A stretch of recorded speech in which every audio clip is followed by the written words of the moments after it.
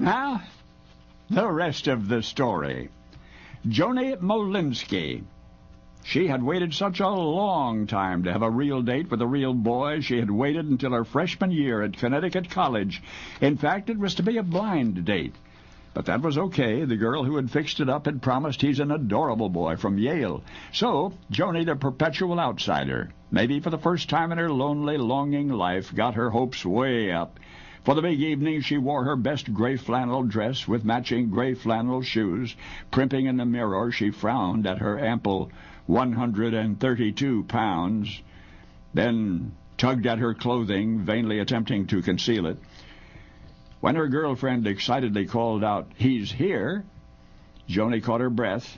With all of the poise that she could muster, began descending the dormitory stairway.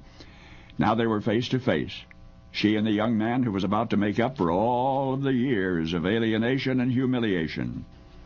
And the adorable boy from Yale, who might have made her fondest dreams come true, or at least ought to have left them undisturbed, turned to Joni's girlfriend, the one who had arranged the blind date, and with an expression of disgust admonished aloud, "Why didn't you tell me?"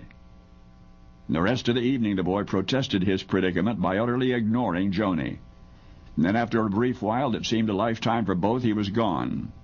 For him, the awkward experience may have rendered a crude story or two for friends back at Yale before it was dismissed and forgotten. But not for Joni.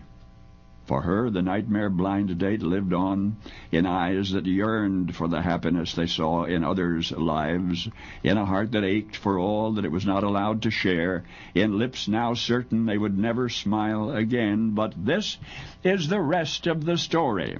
Years later, Joni Molinsky has a life and a home, and yes, a loving husband of her own. She's giving a large dinner party. Among her invited guests is a female acquaintance whom she's not seen in years, never met the woman's husband, she thinks. And into Joni's house they walk. That's right. The husband, now a bald, fat, 40-something doctor, was once the adorable boy from Yale who broke Joni Molinsky's heart. And more startling still, he does not remember Joni. Does not even remember her. An obvious cheater, he proceeded to make passes at his hostess. He tried to get her alone in the kitchen, stares lecherously, makes physical contact wherever possible, offers incredibly, "Let me help you," without suggesting precisely how. No, Joni does not attempt to remind him of that dreadful evening years before, nor after this one will she ever see him again. But he will see her.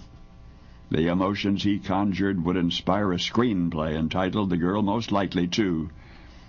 Yes, Joni Molinsky's screenplay about an ugly duckling girl who grows up to become a swan of sorts, and then murders every boy who ever slighted her.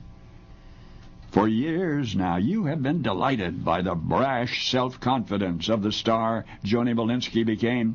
But today, you have met the impossible dreamer, the shy, scared, forgettable girl behind the quick smile and the lightning quip who one day would call herself Joan Rivers.